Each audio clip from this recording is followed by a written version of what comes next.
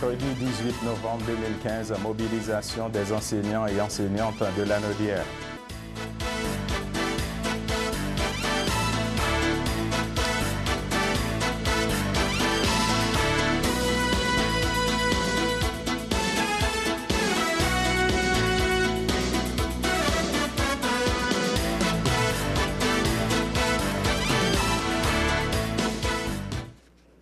Bonjour à tous, bienvenue dans notre bulletin de nouvelles de CTRB pour aujourd'hui.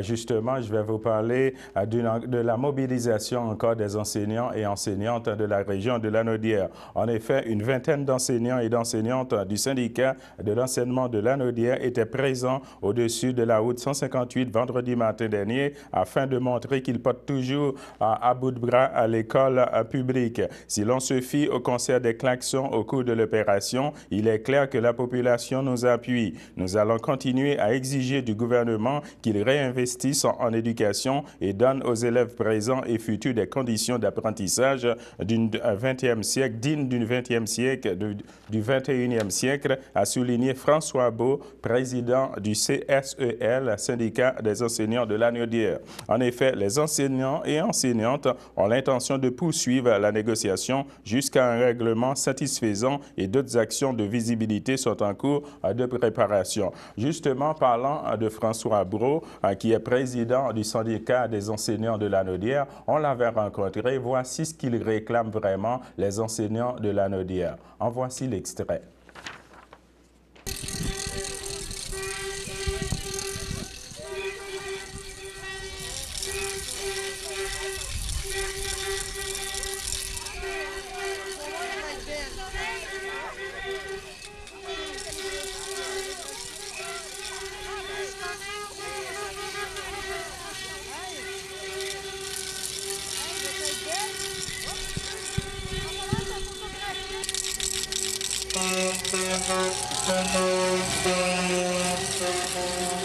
C'est ça depuis ce matin, là. Ici Jean-Louis pour CTRB, je suis ici en face de la commission scolaire des Samars. Je suis ici justement pour assister à une manifestation, une grève de 3 centrales syndicales qui se sont réunies pour manifester ici. Je suis en compagnie de M. Luc Lefebvre qui va nous donner ses impressions là-dessus. Monsieur Lefebvre, à vous. Bonjour, merci beaucoup pour la couverture. C'est qu'on est en front commun depuis 5 ans ce matin. On occupe les lieux pour faire comprendre notre message au ministère, au gouvernement, que présentement, les offres patronales, ce n'est tout simplement pas acceptable. C'est un recul historique dans toutes les conditions de travail. C'est des conditions de travail qui ont un impact sur la vie scolaire, sur l'éducation. Et encore une fois, on réitère le même message. L'éducation ne devrait pas être une dépense, mais bien un investissement pour notre société. Dis-moi, Monsieur Lefebvre, vous représentez quelle centrale syndicale? Je représente le syndicat des professionnels de l'enseignement de Lanaudière. Et nous sommes en front commun avec le syndicat du Lanaudière des enseignants et aussi le soutien qui est venu nous prêter main forte ce matin. Ce midi, on était à notre décompte environ 700 personnes devant la commission scolaire et ça se poursuit ce soir jusqu'à l'arrivée des commissaires qui ne semblent pas comprendre que le message doit se rendre à Québec. Okay. Ici Jean-Louis pour CTRB, je suis ici en compagnie de François Beau, président du syndicat de l'enseignement de Lanaudière, c'est bien ça? C'est bien ça. OK, Monsieur Beau, ça va bien? Ça va très bien, vous? OK. Dis-moi pourquoi vous manifestez aujourd'hui et qu'est-ce que vous réclamez au juste au gouvernement? Donc, vous vous en doutez un petit peu, ça fait déjà 1 an qu'on est en négociation avec le gouvernement. Nous, on représente des profs, donc les personnes que vous voyez autour de nous sont majoritairement des profs de la commission scolaire des Samars. Donc, depuis 1 an qu'on est à la table de négociation, nous, ce qu'on demande, c'est des améliorations au niveau des conditions de travail, conditions d'apprentissage des élèves, que ce soit moins d'élèves par classe, que ce soit davantage de ressources pour aider les élèves en difficulté. Ce que le gouvernement, lui, nous a proposé, c'est des coupures, c'est de la récupération d'argent sur le dos des élèves. Donc, eux, c'est le contraire, c'est plus d'élèves par classe en nous disant que c'est pas grave, ça paraîtra pas. Plus d'attente pour avoir des services pour les élèves en difficulté. Et pour ça, on dit non. Vous réclamez une augmentation de salaire du gouvernement, c'est dans l'ordre de combien ça à peu près en pourcentage? Donc, évidemment, comme dans n'importe quelle négociation, il y a une demande d'augmentation salariale pour couvrir l'indice des prix à la consommation, puis un certain enrichissement. La demande initiale était à 13 sur 3 ans. C'est une demande qui est assez costaude. Puis comme dans n'importe quelle bonne négociation, bien, il sera toujours moyen de faire un bout de chemin. Le problème, c'est ce que le gouvernement nous offre, lui, c'est 2 années de gel, 0,0, et ensuite de ça, 3 fois 1 Donc, vous comprendrez qu'à ce compte-là, bien, c'est un appauvrissement, tout simplement, qu'il nous propose. OK. Dis-moi, est-ce que c'est une manifestation qui va durer pour toute la semaine ou bien combien de temps vous pensez que ça va durer? Donc, nous, ici, pour la semaine, on avait une journée de grève, c'est aujourd'hui. Quand je dis ici, c'est la Naudière, c'est les Laurentides, c'est l'Abitibi. Il y avait le lac Saint-Jean aussi. Toute la semaine, mardi, mercredi, jeudi, c'est d'autres régions. Donc, dans le fond, les salariés du Front commun vont avoir utilisé une journée sur 6.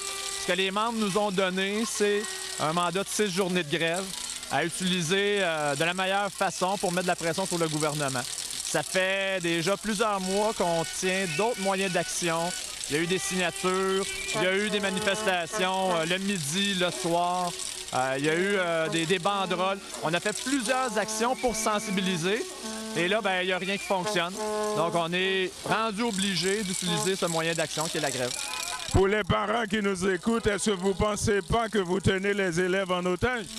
Ben, c'est un petit peu comme je viens de vous dire. Bon, les enfants en otage, il faudrait évidemment redéfinir le mot otage. Nous, si aujourd'hui on est en grève, c'est ni plus ni moins pour être capable d'enseigner.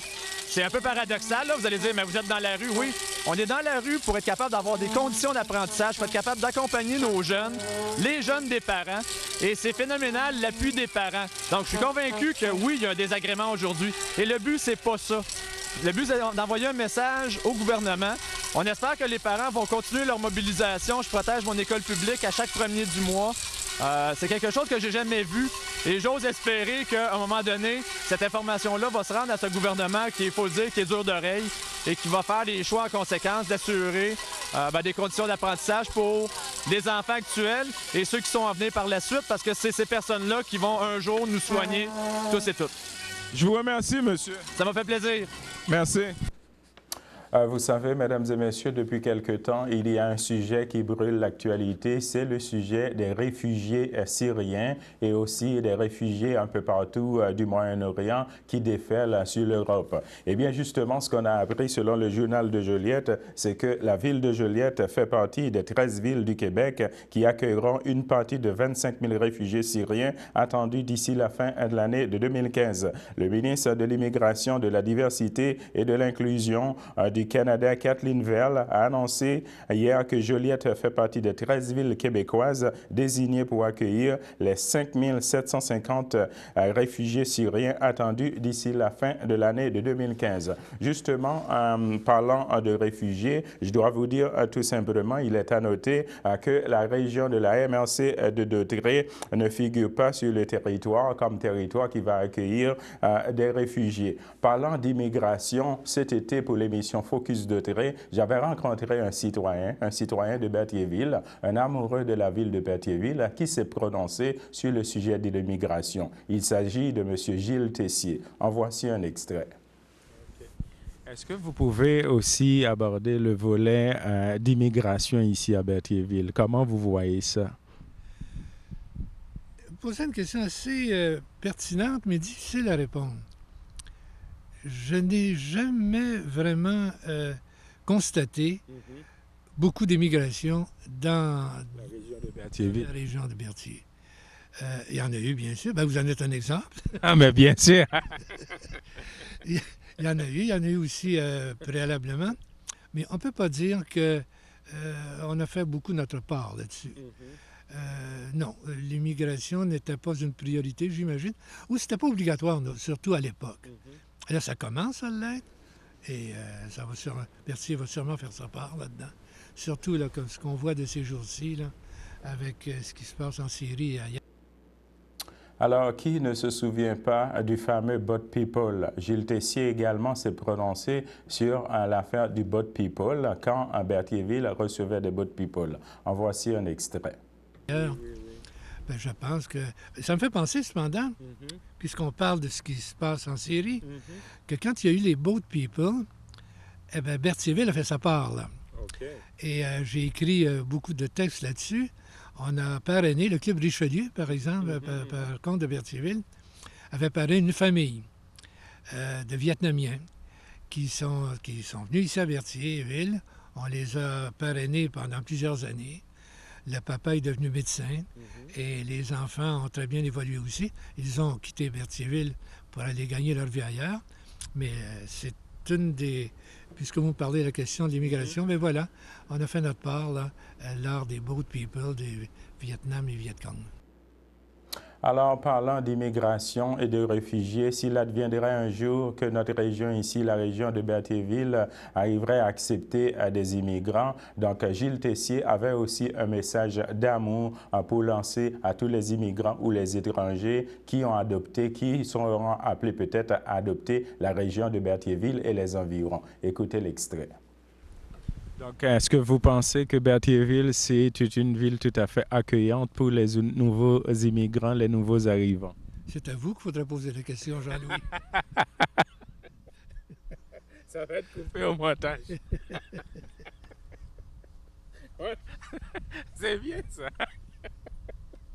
OK. Bon.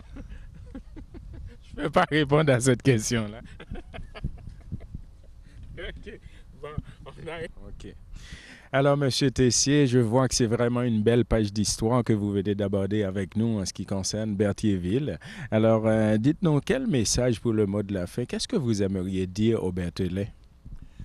Moi, j'aimerais dire aux vrais Berthelais, à ceux qui étaient là au début, à ceux qui l'ont construit, qui l'ont aimé, à tous ceux qui vivent aujourd'hui aussi à Berthierville. Quand je dis je devrais dire Berthier, là, parce que j'inclus vraiment Sainte-Geneviève de Berthier, Berthierville, l'île du Palis, Saint-Ignace, Saint-Cuthbert, Saint-Barthélemy, tout ça, le Grand Berthier, de continuer à aimer ce territoire-là, parce que pour moi, c'est le plus beau au Québec. Alors, mesdames et messieurs, on va s'arrêter là pour une petite pause. Le samedi matin, dès 9h30, nos téléspectateurs sont invités au Super Bingo télévisé diffusé de nos studios de Berthierville. Un montant de 600 $ est disponible chaque semaine lors de cette joute de bingo télévisé. Un animateur et 3 bénévoles se succèdent à la caméra de CTRB dans le but de vous faire passer une petite heure agréable et payante le samedi matin. On peut se procurer les cartes de jeu chez les dépositaires autorisés participants à Berthierville, le dépanneur Formule 1, rue Gilles Villeneuve, le marché IGA Extra sur la rue Gabriel Brissette, le dépanneur Gauthier-Savard au 480 Montcalm, le marché Métro rue Notre-Dame, la pharmacie Brunet rue Frontenac, le garage Pétrouté sur la rue Gilles Villeneuve et à Saint-Ignace-de-Loyola, le marché Aldo rang Saint-Michel, le dépanneur Le Magasin Esso sur le chemin de la Traverse. Et c'est un rendez-vous tous les samedis matins à 9h30 sur les ondes de CTRB, votre télévision régionale et communautaire.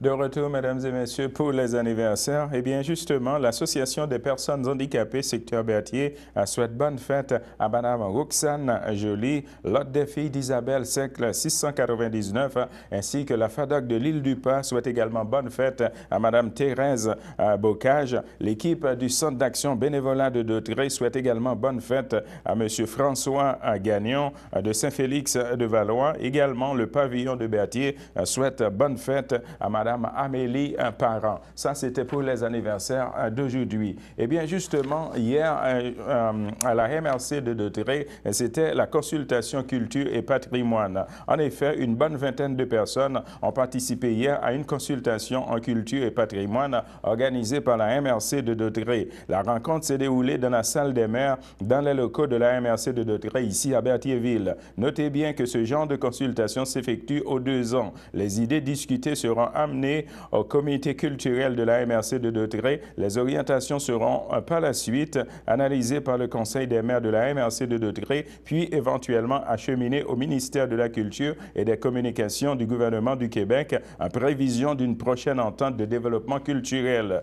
Très active depuis quelques années au niveau culturel, la MRC de Dauterive cherche par ces échanges à pousser plus avant sa politique culturelle, une politique qui vise à réfléchir collectivement à l'identité autrienne, à favoriser l'accessibilité à la culture et à la participation citoyenne, à donner que le goût de la culture, mais aussi à assurer une synergie dans le développement culturel et à supporter la création dans Dauterive. La MRC de Dauterive, suite à une compilation des idées suggérées lors de cette rencontre le mardi hier soir, brossera sous peu un premier bilan de cette rencontre par voie de communiqué, donc en plus de détails sur ce sujet très prochainement. Justement, on va rester dans le domaine culturel pour vous parler du film Le Renaufrage. Eh bien, Le Renaufrage, c'est un film documentaire profond et humain sur le sens de la vie et nos valeurs, à travers le regard de plus d'une trentaine de personnalités publiques québécoises et françaises.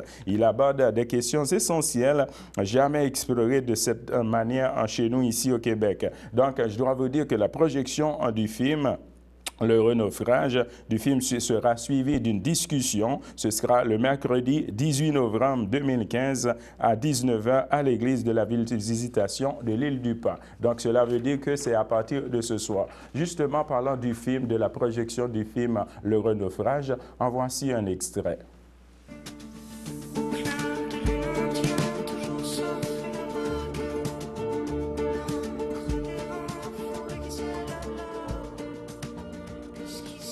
D'abord, si on est chrétien, on doit vouloir réaliser ça, ce christianisme-là, l'incarner quelque part, ou de quelque façon que ce soit. Puis même si on n'est pas chrétien, l'énergie qu'on a, on en fait quoi?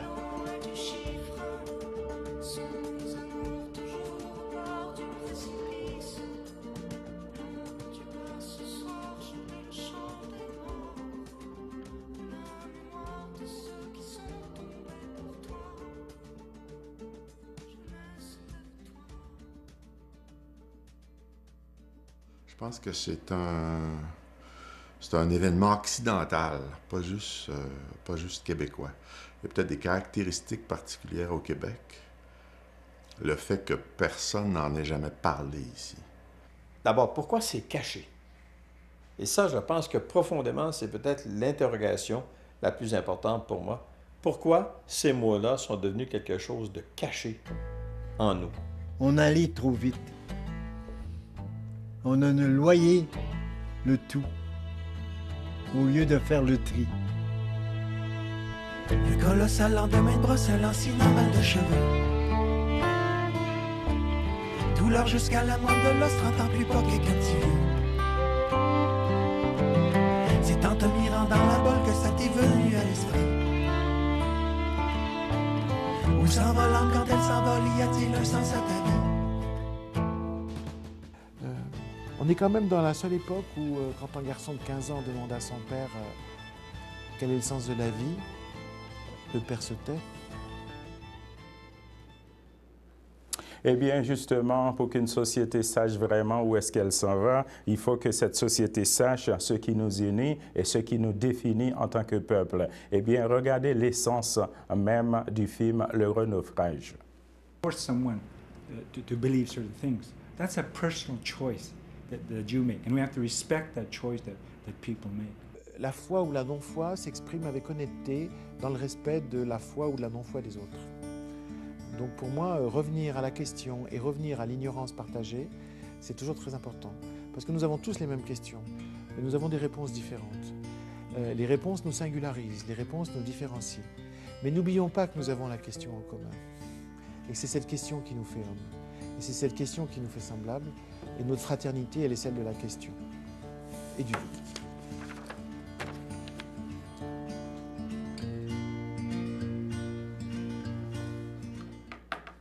Alors, mesdames et messieurs, on va s'arrêter là pour une petite pause.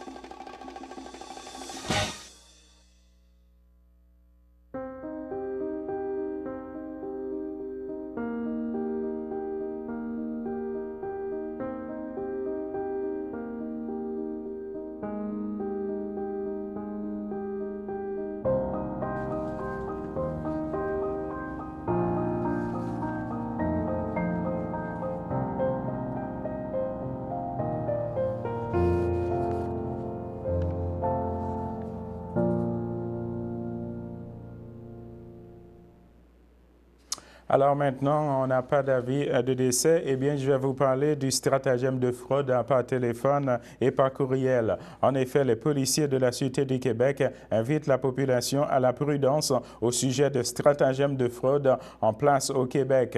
Plusieurs cas ont été signalés depuis les derniers mois. Les responsables de cette fraude établissent un contact avec des citoyens par téléphone ou par courriel sous prétexte qu'ils sont des employés de l'Agence du revenu du Canada. Par la suite, ils expliquent à leurs interlocuteurs qu'ils doivent un montant d'argent et qu'un paiement doit être fait rapidement afin d'éviter d'être arrêté par les policiers. Après s'être entendu sur le montant, la victime doit aller porter l'argent dans un bureau de change de la région.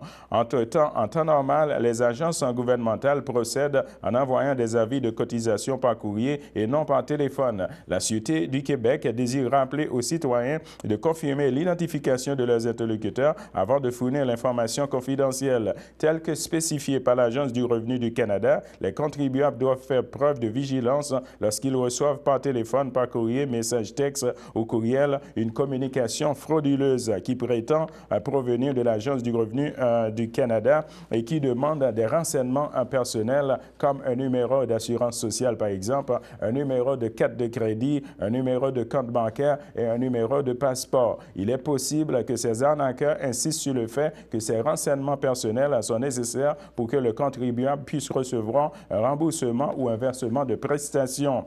Les communications frauduleuses peuvent aussi compter des menaces ou un langage intimidant visant à effrayer les gens et à les pousser à payer une dette fictive à l'Agence de recouvrement du Canada. D'autres communications invitent les contribuables à visiter un faux site web de la RAC où on leur demande ensuite de fournir des renseignements personnels pour vérifier leur identité. Il s'agit d'arnaques et les contribuables ne devraient jamais répondre à ces communications frauduleuses ni cliquer sur des liens fournis.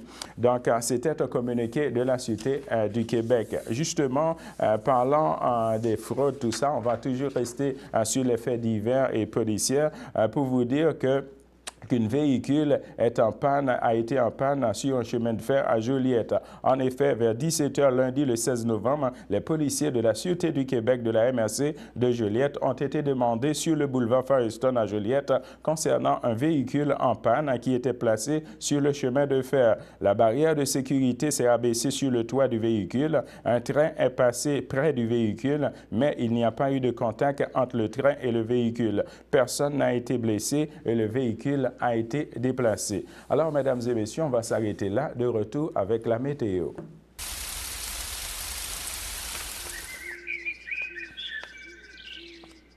Eh bien, pour la météo aujourd'hui, on a actuellement un ciel avec quelques nuages, un maximum de 2 degrés Celsius et un temps ressenti de moins 3 degrés Celsius. Pour ce qui est de mercredi dans l'après-midi, on va avoir un ciel ensoleillé avec passage nuageux, un maximum de 7 degrés Celsius et un temps ressenti de 4 degrés et une probabilité de pluie de 20%. Pour ce qui est de mercredi dans la soirée, on va avoir un ciel variable avec un maximum de 2 degrés Celsius et un temps ressenti de moins 2 degrés et une probabilité de pluie de 20%. Pour ce qui est de mercredi dans la nuit, on va avoir un ciel nuageux avec averses et un maximum de 2 degrés Celsius et un temps ressenti de moins 2 degrés et une probabilité de pluie de 40%. Pour ce qui est de jeudi dans la matinée, on va avoir un ciel avec faible pluie, un maximum de 5 degrés Celsius et un temps ressenti de 1 degré et une probabilité de pluie de 90%.